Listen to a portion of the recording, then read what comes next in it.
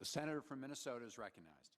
Mr. President, I'm here on a very important bipartisan bill, but I first wanted to address the fact that I am proud to be supporting Judge Jackson. I think she has incredible legal experience, more experience as a judge going into the job than 4 of the people had when they went on to the Supreme Court. She is in the top 2 for trial experience. She showed incredible grace under pressure when one over-the-top, inappropriate question was asked of her after another.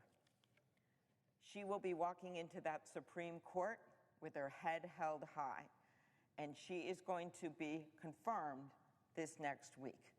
And as I said, I'll speak more to this later. I spoke a lot about it in the Judiciary Committee, but she's going to be a great Supreme Court justice. Mr. President, I rise today to highlight my bill with Senator Thune, which just passed the Senate, the Ocean Shipping Reform Act. We worked for months together on this bill to come to an agreement. We did everything right and got co-sponsors on both sides of the aisle. I particularly want to thank Boz, my staff member on the Commerce Committee, who did such a great job in working on this. And I also want to thank Senators Cantwell and Wicker for their support of the bill as the chair and ranking member on the Commerce Committee. We worked together on some changes to the bill, and I appreciated their input. As U.S. Senators representing Minnesota and South Dakota, Senator Thune and I know how crucial it is for American businesses to be able to export throughout the country and across the globe. American farmers feed the world, and consumers and businesses look to them for in-demand agricultural goods like soybeans, corn, dairy, poultry, pork, and beef, just to name a few. And American manufacturers support so many of the essential parts and products that fill our homes, business, and store shelves. And as I look at our economy as we come out of this economic downturn, we must be an economy and a country that makes stuff, that invents things, that exports to the world. And no matter how much American ingenuity we have, and there is a lot of it, if ships owned by foreign interests are going to other countries with empty containers and exporting nothing but air, and then come to our country filled with foreign goods, that is not exactly an even playing field. As the past 2 years have highlighted, significant supply chain disruptions and vulnerabilities have occurred.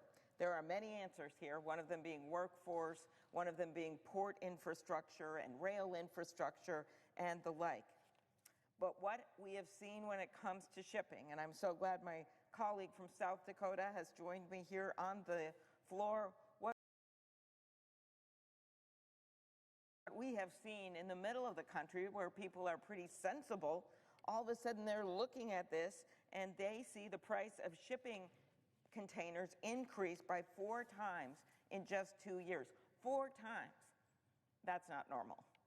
We have also heard from U.S. companies that they have only been able to ship 60% of their orders because they can't access the shipping containers. At the same time, these ocean carriers, almost all foreign-owned, have reported record profits. It's estimated that the container shipping industry made a record $190 billion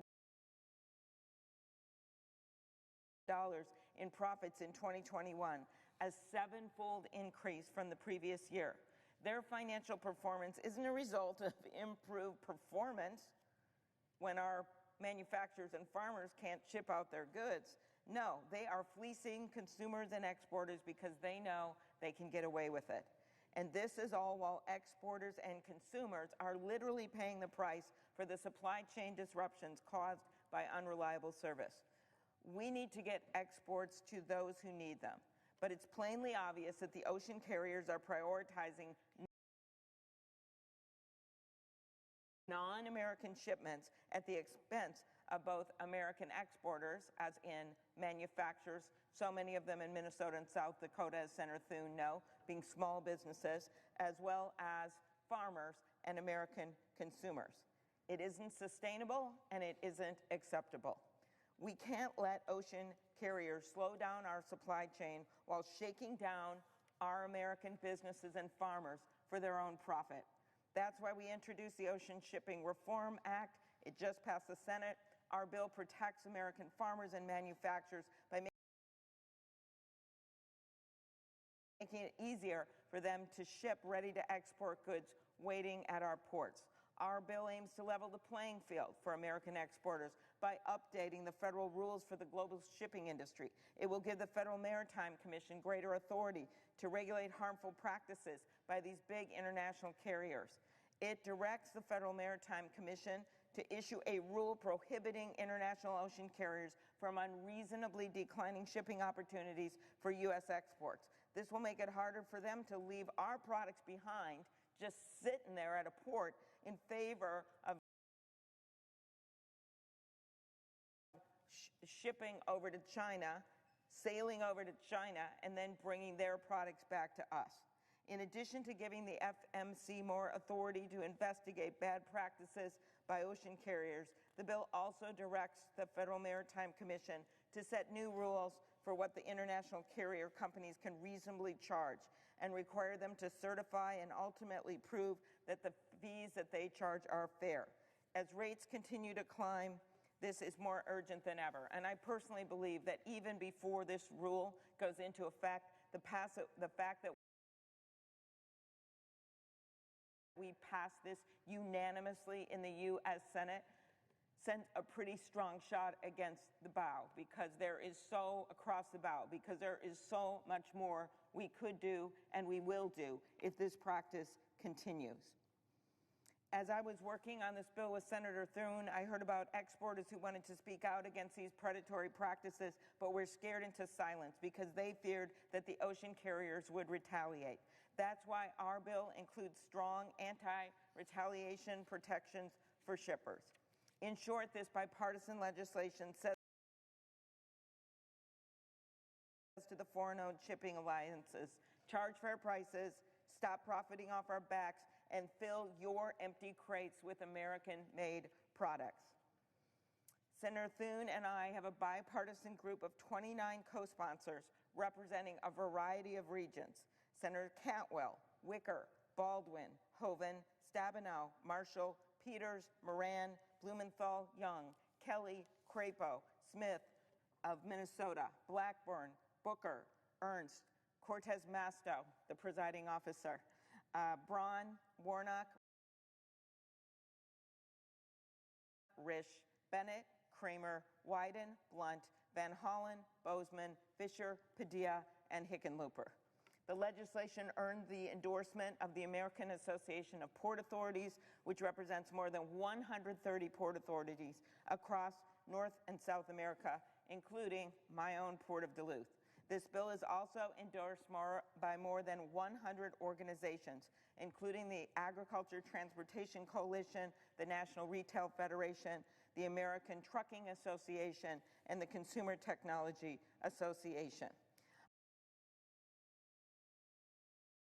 I also want to mention the House leaders on this bill, Representatives John Garamendi and Dusty Johnson of South Dakota, whose companion legislation has already passed the House.